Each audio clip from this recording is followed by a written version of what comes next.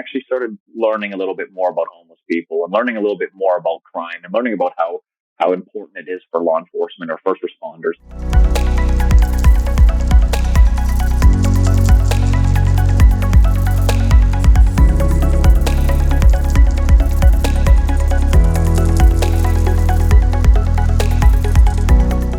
I'm really excited to be speaking with my friend Darien D'Orsay. He is currently in Alberta, and it's a fantastic time to be able to get to know him and learn about his perspectives about overall health. He is a first responder in Alberta.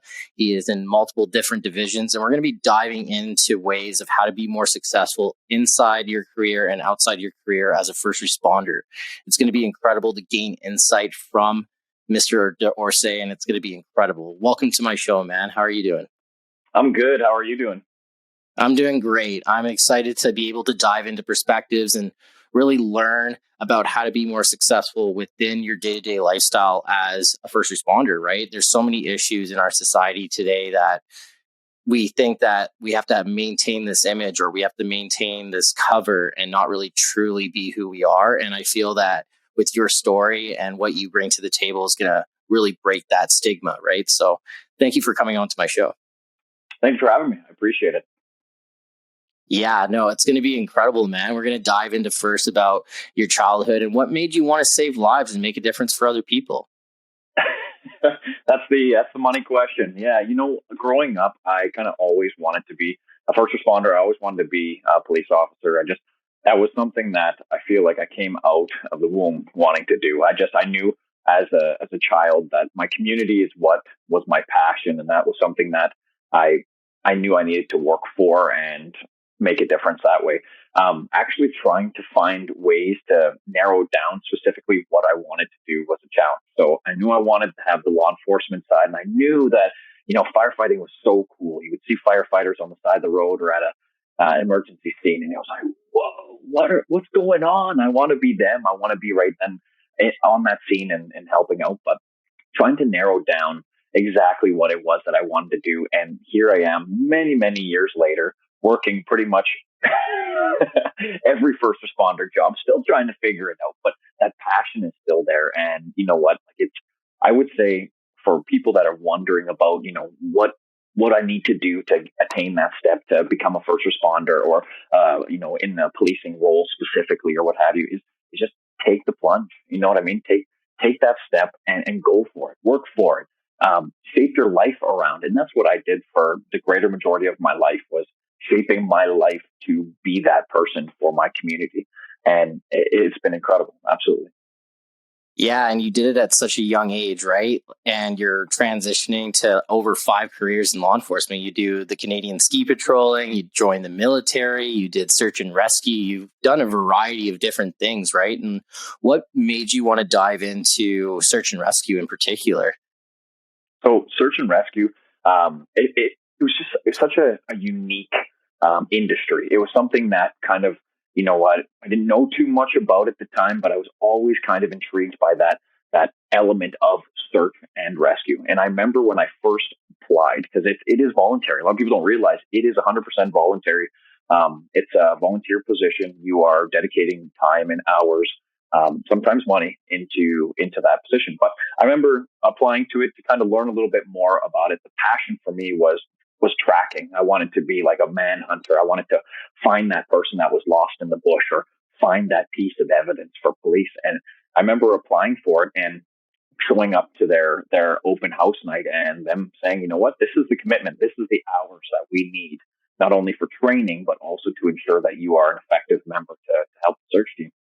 And I remember sitting there like, how can anybody devote that kind of time, an hour? Like that's a full-time job. And it was something where I had to take a step back and reevaluate my priorities and say, is this something that I think would be cool, or is this something that I could dive into and commit to? And that was one thing that ultimately you have to commit to. And you can't just show up once a year for a search and be done there. You have to become a professional in your trade. But I will say it is for people who are interested in that the search element, or have ever had that passion of that hide and go seek. And for me, that was me as a kid. I'll find you. I'll find clues, and putting those clues together. And that's what fueled my officer side of the brain was, you know what, those clues and bad guys and, finding them, or even good guys that are lost, trying to find them, track and use your brain to bring everything together to, solve the problem. And that for me was, whoa, that's incredible. So joining search and rescue, wow, what a beautiful thing that's been. It has given me so many tools for every facet of work that I currently do. It's a world that not a whole lot of people understand and realize kind of the environment that you'll be exposed to as a search and rescuer. It's not just necessarily, strap on the uniform and maybe follow some footprints and there they are, you bring them home at the end of the day. There's a lot of times where you might not be bringing them home at the end of the day, you know what I mean? Or you're spending countless hours in, regardless of the weather, searching and, exploring and venturing or training. So there's a lot to it, but I'll tell you, it has been an incredible journey and one that's given me so many different tools to help with many different types of careers that I currently work. So absolutely. Yeah, and you have to volunteer your time. You have to really make a commitment outside of your personal life to be able to do this on a daily basis, right? And with the training in the background, it probably took a lot of time to get to where you needed to do. So what did you do? What did you do for school? Okay, so for school, I'll back it right into as soon as I graduated, I went into getting my diploma. I wasn't sure about a degree. I wasn't sure, like I heard, you don't necessarily need it for policing. So I was, kind of hesitant. I just, did 12 years of schooling. I'm like, I'm done. I'll squeeze that lemon dry. So I decided, I'll dip my toes in a 2-year diploma, and I got my 2-year diploma in. It was a law enforcement diploma, kind of like a criminal justice style, but it was just law enforcement and specialization in policing. That's what the diploma was. But while I was going through it, I started falling into this passion for education and learning that, wow, you know what? A big part of my desire in life is actually learning. And that was something that I never really knew, because growing up, I hated school. The idea of going and sitting in a classroom and, oh my goodness, I just was there for friends. I wanted, to play sports and I wanted to have the social element. But I found out later on through life that learning was my passion. So I took the plunge and decided to go get my degree in criminal justice. And I still had that specialization in law enforcement, but through school, it opened up many doors, at least in my mind, of avenues that I can go down. Still very hungry for law enforcement. So that kind of shaped the career, I guess, where I started applying to and started working in different roles. From that, moving into higher roles like executive protection for.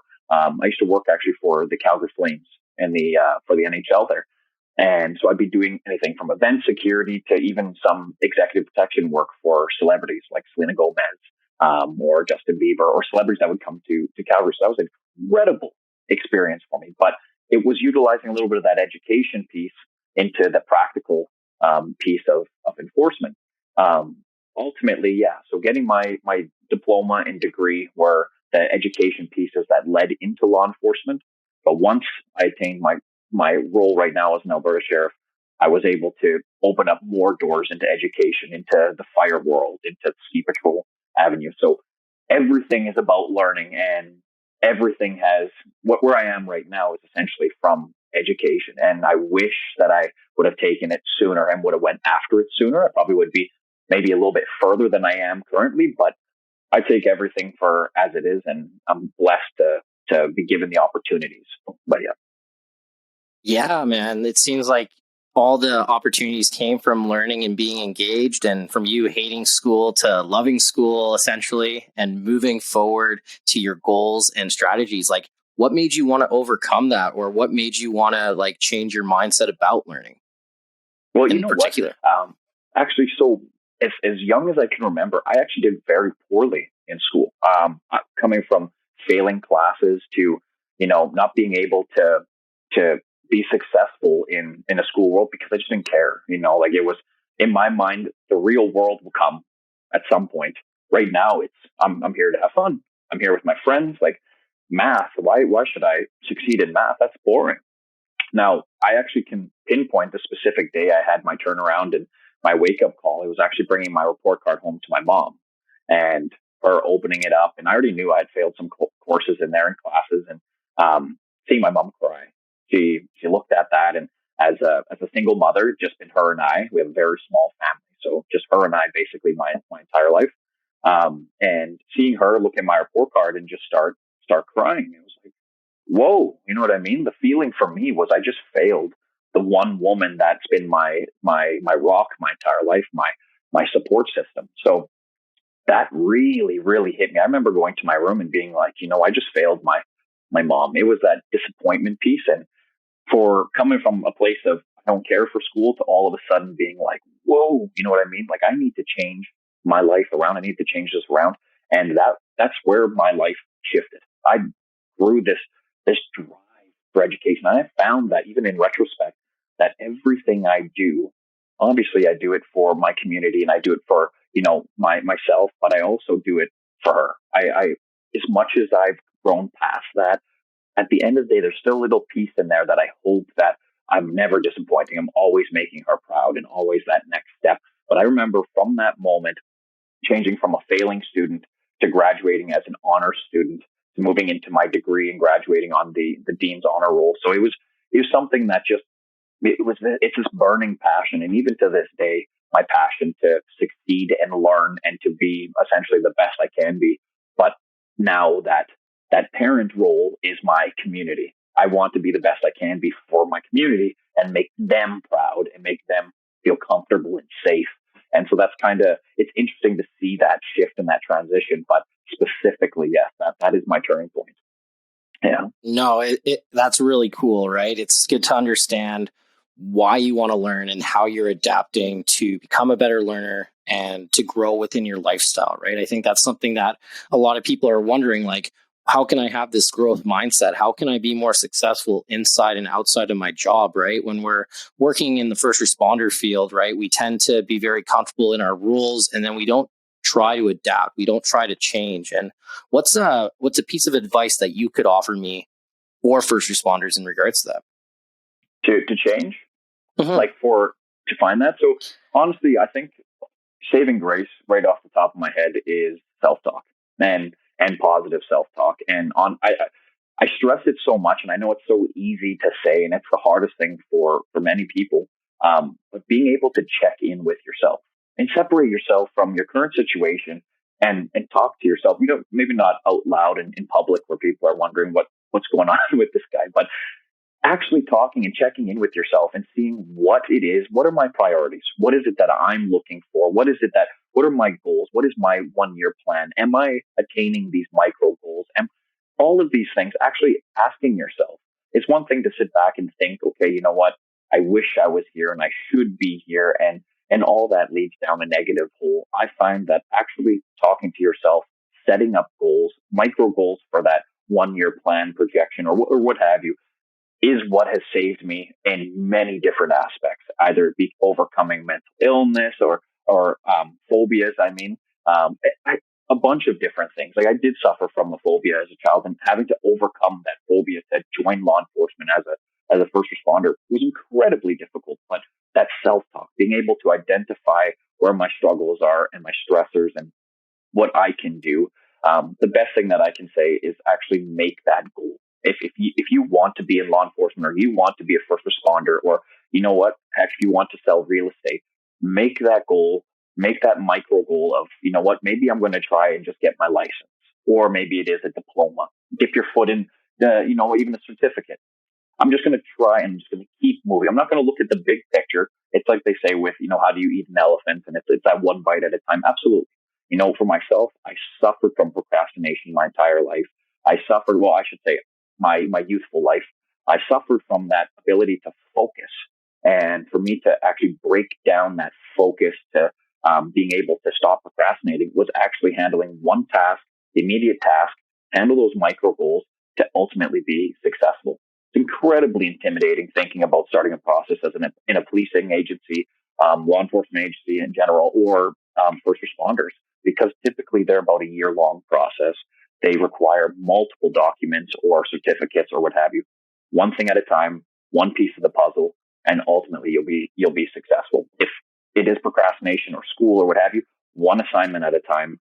Don't stress about the 15 others that are coming or the 15 other jobs that you may be working at the time. one thing at a time, and you'll always be successful. And I swear by that. But as long as you can check in with yourself and positively talk to yourself and find your goals, you won't have a problem.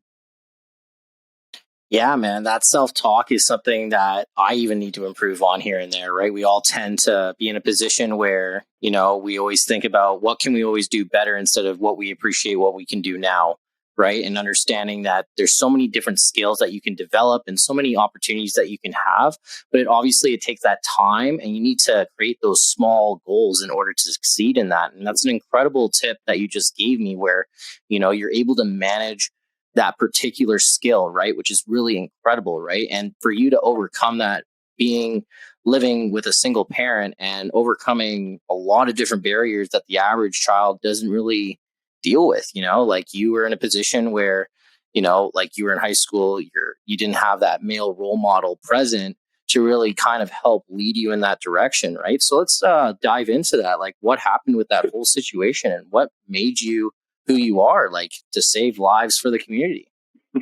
Well, and it's crazy because when you look at a family of a first responder, sometimes maybe a father or, even a mother has, currently worked or previously worked in the military or maybe as a first responder or what have you, or maybe uncles or grandparents. And you kind of see that trend with families as you'll see somebody in there has inspired somebody to join the law enforcement or first responder world.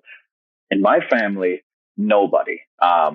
For the greater majority of my family is not actually a graduate individuals with degrees and what have you. So for the majority of it, I was the first. So for that, it's kind of interesting looking at my life. What inspired me to do that? And I ask myself all the time is because as far back as I can remember, I wanted to be in this role. So what was it that inspired me to be in this role? And it's an incredible question because even for myself, I don't even have a concrete answer. But what I do have is variables and situations that inspired that passion to kind of make me want to do this. And I would say growing up, we grew up kind of on the lower end of the middle class, kind of always, just shy of that, comfort level. Like I always had a roof over my head and I was always fed, and my mom was pretty good for that.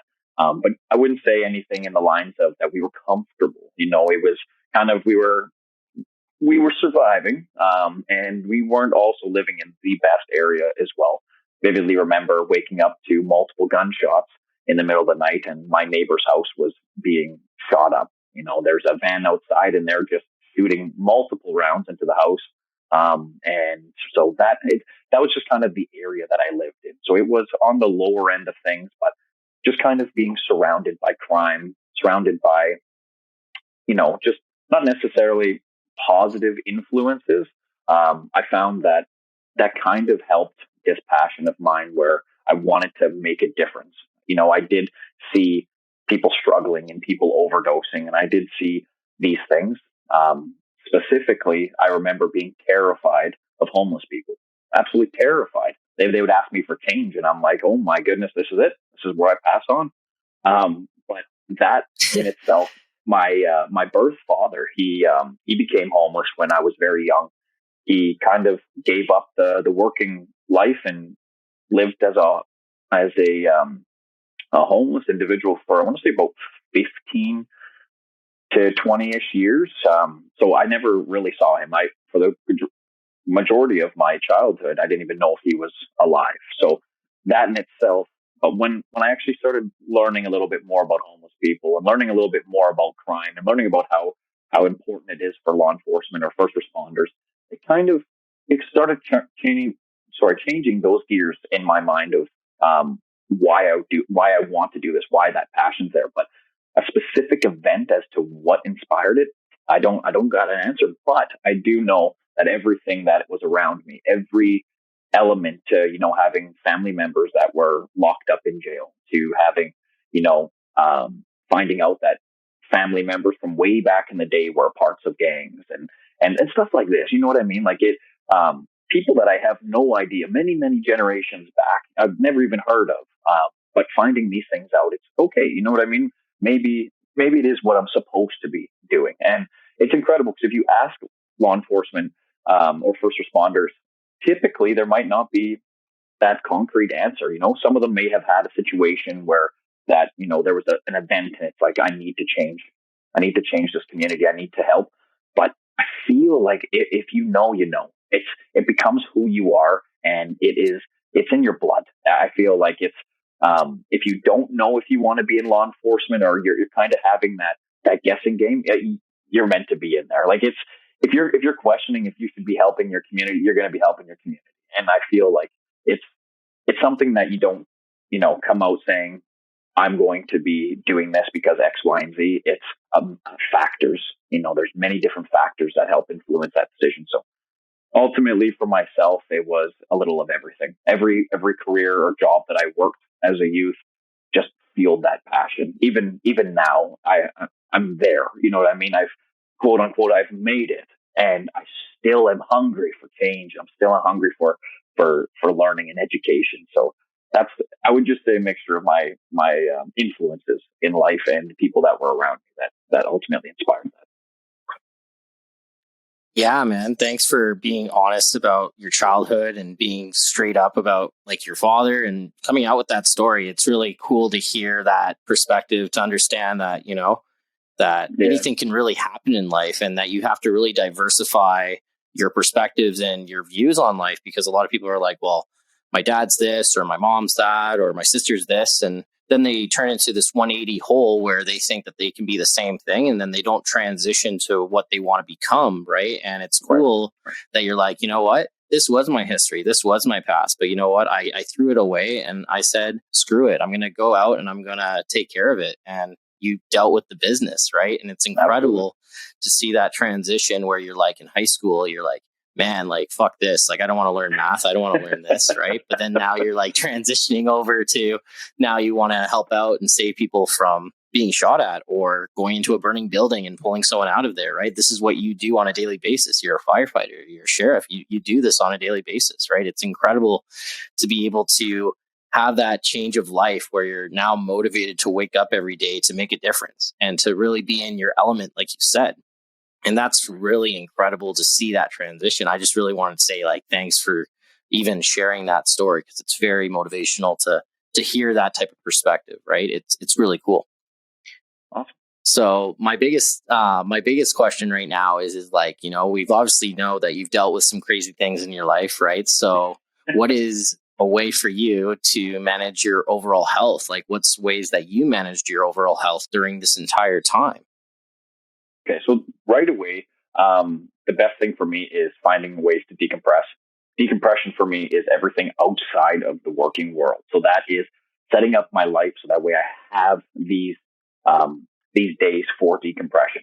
So yes, currently, I work 5 jobs. So I'm working Monday to Friday from 7 in the morning. I'm coming home pretty much at 11 o'clock at night. And I do this every single day for the past 3 years. It's a lot. But I've shaped my life so that way I can ensure that I have days such, for example, Friday, Saturday, Sunday, or Saturday, Sunday, or a midweek, something. I've scheduled it so that way I have a day or 2 days for decompression. That is mandatory in my mind. That is something where I don't do anything. I don't take on tasks. I use that day for me. And that day could be anything from going to the gym, going for hikes, bike rides, walking my pup, to even some days where it's just, I'm going to roll over, put on some Netflix, and enjoy doing absolutely nothing. For me, you're going to see a lot as a first responder. You're going to deal with a lot. You're going to deal with a lot of, good people, a lot of bad people, a lot of ups and a lot of downs, but not bringing that home. Your home is your sanctuary. That is where everything that happened at your day stays at your office until tomorrow. And you can pick it up and you can deal with it again. You come home, you decompress, and it's so easy to say that right now. And you know what? You just leave it at the door and it doesn't follow you, but it does. But you need to be able to find ways that okay, hey, you know what? I've had a really tough week. You know what? We're moving into my days off. What am I going to do? What do I have planned on my days off to work as that distraction, to work as that release? And you know what? The biggest thing too is, let's say you deal with a major accident scene or you deal with a very violent offender. These things might play through your mind over and over again. And you can say, Darien, like you told me, I just come home and go for a bike ride and all of a sudden I'm supposed to be better. yet I'm still thinking about that car accident scene. I'm still thinking about that violent offender. Absolutely. You know what? We're humans at the end of the day.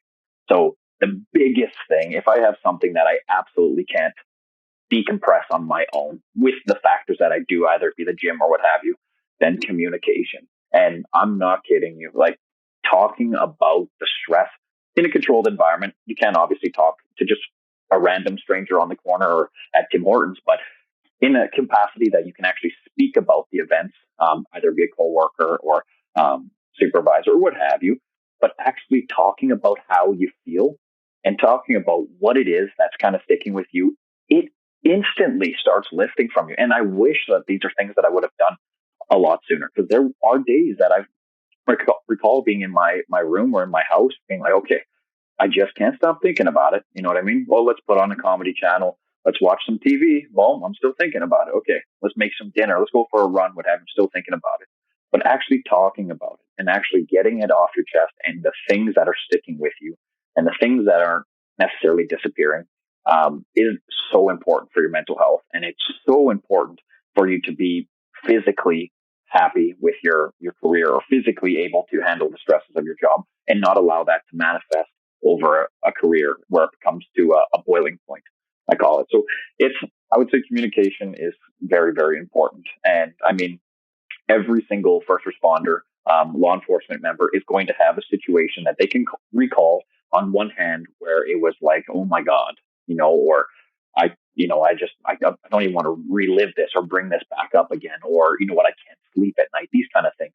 But a lot of first responders, or a lot of law enforcement members, hold that in, because there is that notion of, if you do talk about it, you're weak, or you don't want your coworkers to be sensitive around you and maybe not necessarily, see you as a strong member of the team. And so these are kind of the battles that, that's been fought over many years to try and get people to, break through that barrier of PTSD and stuff like that, mental health and mental awareness. And I would just say, ultimately, though, being able to find and organize your life so that way you have those days to decompress, but also being able to seek help or be able to openly talk about stresses that are going on in your life. I've come to a point in my life where if I'm having a bad day, it's not just like, hey, don't talk to me, I'm having a bad day. It's, hey, this is what I'm feeling. You know what I mean? Like, this is what's going on. This is kind of the stuff that I'm feeling. And wow, it was a tough day because of X, Y, and Z. You know what I mean? And it's, hey, that car accident scene. Whoa, in our toolbox, in our meeting afterwards, it's like, wow, seeing that kind of stuff is like that stuck with me. It's challenging. What do you guys think? Is that sticking with you guys too? And I found it very interesting that first responders all have different things that stick with them. Either it be maybe the cologne of the individual or the shoes, but things stick with people differently. And ultimately, talking about it is going to save you at the end of the day, 100%.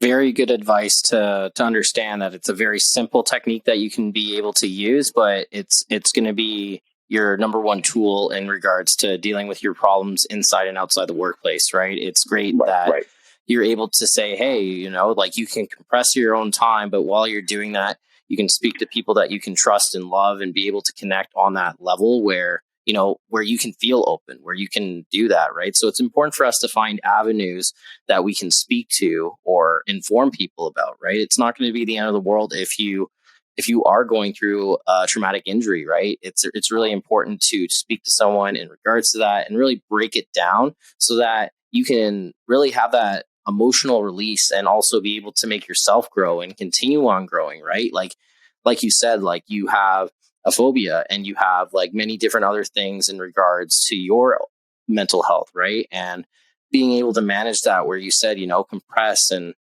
have time for yourself and create a schedule, manage your time. And that's a whole other category, right? Where how do you even manage your time in the first place, right? And we'll probably get into that probably sometime in the next 2 minutes or so. But like, I think that's the biggest issue, is people not knowing how to like manage like that time where they want to get home and they want to watch Netflix and do absolutely nothing.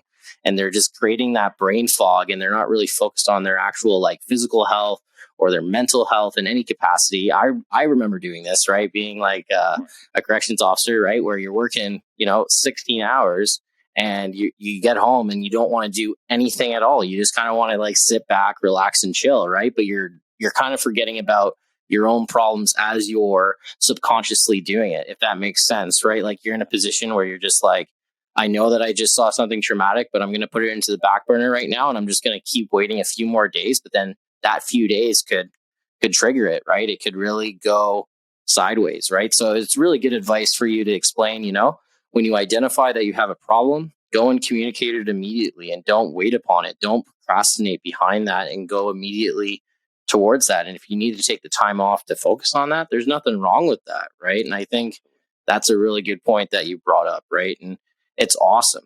How do you manage your time? How do you manage your schedule and for everything that you actually do? Because like you said, it's easy to talk to someone. It's easy to, put something down and be like, hey, I want to do this. But some people are like, I love to work out. I love to do this, but then they don't do it, if that makes sense, right? Because they just they don't want to manage the time. So what would you recommend? Well, see, like for me, procrastination, I find bites so many people. I find like it's so easy to put something off till tomorrow. So easy, you know what? I'm going to do this in an hour, or you know what? I'm just going to take a 20-minute nap that turns into 5 hours, and it's so easy to put things back than handling something right now. Because you know what? At the end of the day, we're human beings. We get tired. We just want time in the present. We don't want to deal with all these tasks because essentially we always have tasks. We always have something we need to do, either be groceries or laundry or what have you. What I've found specifically in my life, might not be for everybody, but organizing your life so that way you handle tasks as they come and proactively plan. You set yourself up for this comfort buffer where mentally you have the ability to release.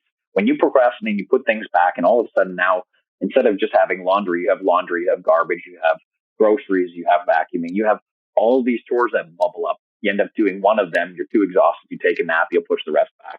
And it just saves you time, but it doesn't save you that anxiety, that mental element. But specifically with scheduling, I find that if you can set yourself up in a way that, you know what, this is what I have going on for a week. Maybe I'm doing 4 on, 4 off.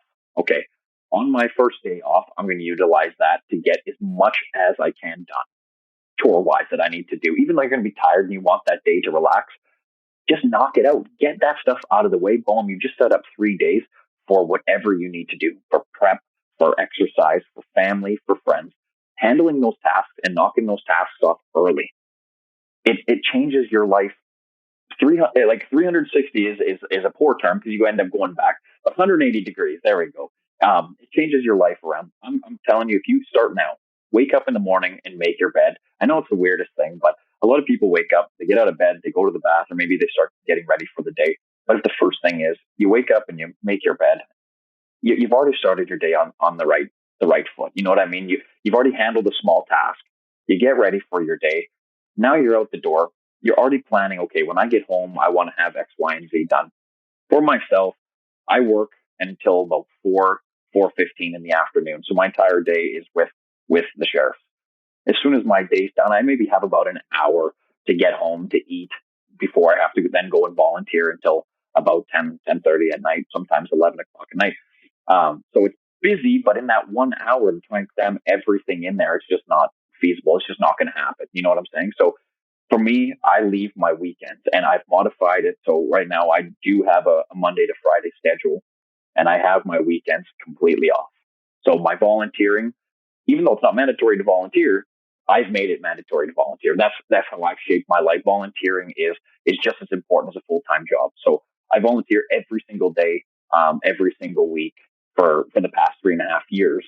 And that's stressful, but having that weekend and knowing that I have those days off to decompress is amazing. But for me as well, volunteering is my decompression. So trying to balance in, okay, here's my schedule, my Monday to Friday. This is what I need to do. In between that, I need to work out as well.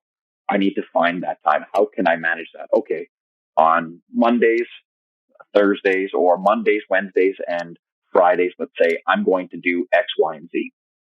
Friday, Saturday, Sunday, I'm going to do X, Y, and Z. And this is something that I've shaped my entire life. So that way, every week I'm set. I'm prepped. I'm ready to go for that week.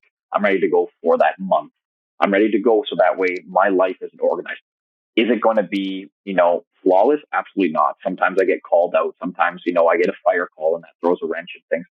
But knowing that I've handled those tasks, it doesn't matter when a call comes in. It doesn't matter if all of a sudden I'm in the bush searching for 9 hours, because I know my house is in order. I've gotten those groceries. I know I've walked my dog, or I've done these things. And I've found personally, for scheduling and getting your life in order, is actually sitting down and figuring out your priorities and figuring out what it is that you need done early. Because we're moving into a world now where grocery shopping is becoming the day of. It's no longer a prep. It's coming like, hey, I think I want tacos tonight, and you're buying taco stuff that evening. It's becoming that day-to-day living, which ends up making this stressful environment. We're becoming busier. We're becoming more worked. But it's amazing, by just doing a week's worth of prep, not necessarily just food, but I'm talking just organization, how much less stress you have, and sticking to it. If you want to work out twice a week, set a time and do it. If you want, if you do your chores on Sunday, what happens if you tackle your chores on Saturday? All of a sudden your Sunday's freed up. Your Sunday's different, and what happens if you handled your chores right as soon as you got home on Friday? You cleaned your house, you got your groceries, you're prepped. Suddenly you have a Saturday and a Sunday. It's just a mindset to get into, but organizing your life in that fashion, you save yourself so much stress. You save yourself so much heartache at the end of the day, because things start working for you rather than you working for them. And that's something that has saved me, especially currently working those roles. It flows because I have a schedule that I follow. And at the end of the day, you're human. If you're tired and you don't want to make it, or you need a day for yourself, you can take that. It's okay. You're not failing yourself, but set a goal, set those micro goals that I keep saying, and achieve them. Handle them sooner than later. If you're a procrastinator, try handling a task as soon as you think about it. Oh, I got laundry. Maybe I'll, kick back. I'll put a show on and I'll come to it in an hour. No, up, get it started, then come back, sit and watch your show, and just try it out for a week and just see the difference. It's incredible. But that's what my strategy is. And I'm telling you, I'm able to balance these jobs and a personal life and a fitness life and have no stress and no struggles because of that planning, because of that pre-prep. So that's what I would say is my success. When you do your pre-plan and your prepping, like, how do you actually do it? Do you write it down into a book, or do you put it into a calendar? How do you do it? Sure. So I started with a book, and that didn't last more than a day. I just found that I was writing a lot, and then trying to reference back to a book just never worked. I'm a big advocate for calendars. So I do have a calendar in my phone. I have an iPhone, and reminders and stuff. Because I am so busy, I do like the reminders. Let me know, hey, tomorrow you got this kind of going on. But I've set it up so that way I'm consistent. I have my workday, my volunteering, and I have that Monday to Friday. Now, anyways, I don't need to have it let me know these are the practices that I'm doing, or you have to be at the fire hall at this time. I've kind of come accustomed over the course of a couple of years that this is the schedule that I'm doing. When it comes to events, like for example, this weekend, Friday, Saturday, Sunday, and Monday, I'll be doing high water rescue or water rescue for riverways.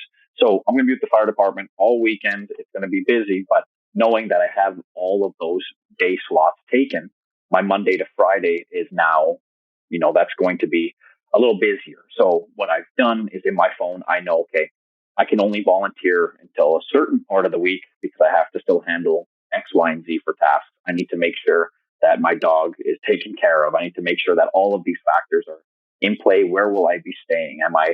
Do I need groceries? If I do, then I'm going to handle that a day before, or if not. So that starts now. Like it's the weekend, it's Sunday, the big week is coming up. I have that course going on the weekend. So prep is already started. And it's one thing that I find that if you can utilize that calendar, if you can utilize things like even notes in your phone, or even verbalizing to yourself, what is it that I need to get done, or tackling them right now, just get up and do it. If I need to mow the lawn, go and mow the lawn. It's incredible. It's so easy. And I keep saying that it's so easy to say, just go and do the task. But it's amazing how often we push things back. And even if we push it back an hour, we've pushed everything else back an hour. And over 12 hours, that could be potentially 12 tasks that you've just pushed back by that time frame. So it's amazing to think just something so small, even a minute back or 5 minutes back, how much more delayed you are at the end of the day for personal time to physically relax and enjoy your time. So to answer your question, yeah, I utilize my calendar on my phone. I set reminders. I like to prep myself at least for volunteer aspects and courses a month in advance. Trips, I have vacations planned at the end of the year rather than, in a couple of weeks. So just really organizing your life. And it's so overwhelming to think how in the heck am I going to do that? But just start by just try a few days, try a week. When you get to a point where you can organize a couple months, whoa, you know what I'm saying? It sounds like a lot of work, but in all reality, you end up just living the days. Your phone works for you. Hey, reminder you're in the fire hall tomorrow, or hey, you got a water rescue course coming up on the weekend, or what have you. Yeah. So that's my success. Write it down, notify it, and just knock out the things that you need to do early, and do not procrastinate.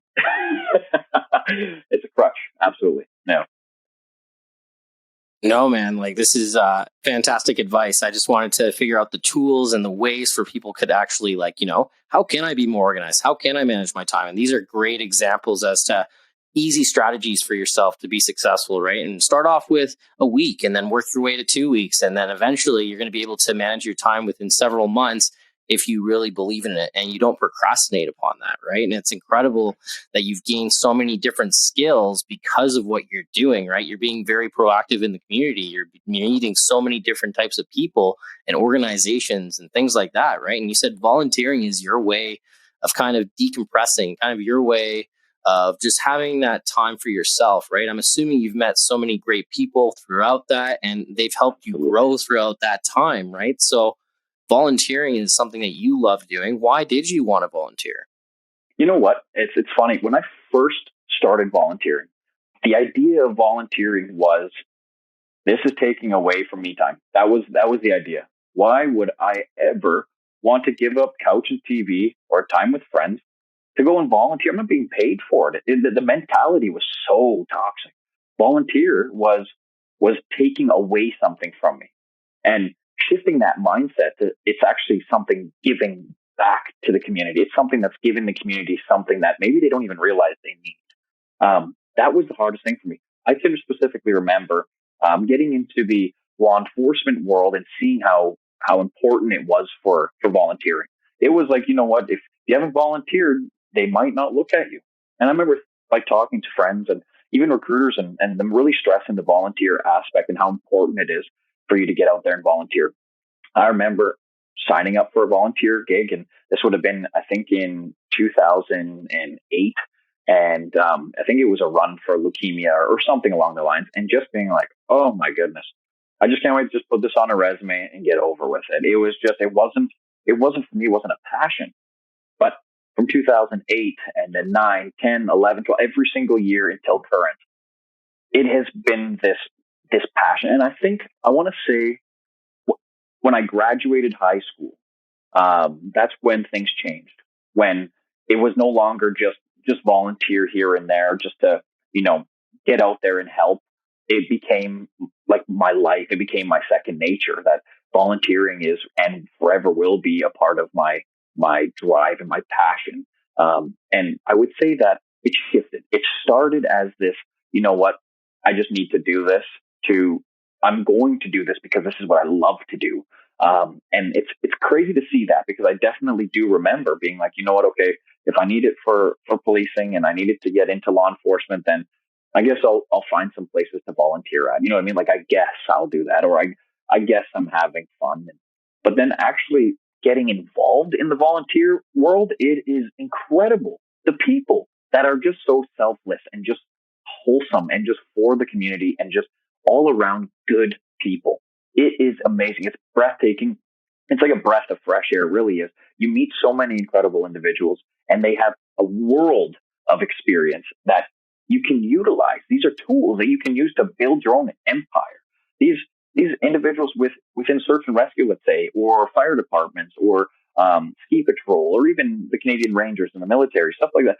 Every single one of these individuals has something that they can bring to a table that not only help you, but also help the community and make it not only a safer place, a better place, and with better, honest, more genuine people. And for me, it just was like, wow, this is something I've been missing. Here I go, starting from just like, I guess I have to kind of do this, to all of a sudden I'm now looking, what can I join? Like, take my resume, or like, hello, I'm calling you. I want to join. I want to help. So that's kind of like, looking back in retrospect on that, is that it started out as something that was, I guess I will do. And it just fueled this fire in me that I think it doesn't matter really the career that I stick with or I'm tied down to for the rest of my life, because I will always be doing multiple jobs. I will always be volunteering in the community. And I know that it doesn't matter how busy I get, because the busier I get, even though now I've taken on a new role, my schedule got a lot tighter. I'm still going to be volunteering. I'm still going to be shifting my schedule and make it work, rather than, the opposite. But absolutely. Yep. So that's how volunteering started for me. No, and honestly, man, I think that's incredible where you're able to meet people outside of your work too, where you can actually talk to them if anything's going down. You're creating more resources for yourself. You're creating new skills in the process. Like, you've probably learned so many different things throughout your time volunteering, and you changed your perspective about it, saying, you know what, instead of me losing time, I'm actually gaining something out of it. I'm actually gaining skills. I'm meeting new people. I'm growing myself as an individual. And that's really incredible, man. You're a really young dude, right? And you're doing all of these different things, right? No, it's incredible, right? Like, you got guys that are just like, well, I don't really have the time for that, and I just got to focus on this, where you're like, no, man, I really am passionate about taking the time to help other people. And it really does show. And I really appreciate the honesty. I appreciate the truth that you share about your life and what everything you've done has brought you today. Right. And that's what the show is all about. It's all about, what can you do to grow yourself as an individual at a young age and be able to grow, and how to build these necessary skills to live within your day-to-day lifestyle, right? And you're really hitting all the points, right? It's insane, man, right? And like, I couldn't thank you enough for just taking the time to really speak with me on this podcast and to really understand your lifestyle and breaking down, like from living with a single mother and, going through everything at the beginning where you kind of was not really necessarily giving up, but like, you just didn't feel like you really wanted to move forward. And then you were like, what? I really want to save people. I want to save lives. And then you transitioned it into this beautiful masterpiece where, you did the military, you did search and rescue, you're a sheriff, you did all of this stuff. And I think what the biggest lesson that I learned with you today is just understanding to manage your time for your better lifestyle, right? For you to be able to dive into yourself and just not worry about other people and focus on what can you do to manage your overall lifestyle in the best way possible, where it doesn't take a lot of time to do. You just got to get up and do it, right? And a lot of people have that psychological upbringing being like, well, I don't know if I can. Well, it's nice to know that you've changed that perspective for a lot of people. And I hope that you enjoyed your time talking with me. Absolutely. You know what? This has been incredible. It's always nice to be able to speak and to inspire people. You know what? And it's like you were saying, just the time in a day. You hear that all the time. I don't have enough time in a day to do something. I work till 5 o'clock, and by the time I'm done dinner, it's 10 o'clock. Ooh, like, we're skipping over some precious hours there. And if you think about it, every single person works some type of job Monday to Friday, or what have you, 4 on, 4 off, or you're working your 8 hours, maybe even a 12-hour shift. But in 24 hours, if you don't have enough time for even an hour in the gym or an hour to do personal things like exercise or decompression, then you need to reevaluate. And that's something that I've kind of like to prove to myself and to others, is that you can work 5 jobs, let's say, or work full time and volunteer with multiple different agencies and utilize almost all of those hours in a day. And you still have the time for yourself. You still have the time to go to the gym. It's all about managing and balancing your priorities and being able to stop that procrastination bug and be able to reorganize your life and look at yourself and your priorities objectively and see what it is that you need to do and see how you can achieve those goals and tackle it head on, handle those tasks, get after those tasks and change your life. And you can do this as quick as today. You can change your life tomorrow by handling these today and organizing yourself today. And it's, again, it's easy to say, but ultimately get after those tasks and your life will be a hell of a lot easier. Absolutely. Hell yeah, man. This is an incredible talk, and I appreciate you just even taking the time to speak with me and to really dive into the truth, right? It's really incredible, and I can't thank you more, and thank you for coming on to my show. Thank you. I appreciate it. Thanks for having me. Awesome. You too. Wish you well and keep saving lives like you are. Keep saving lives. Take care, my friend. Take care.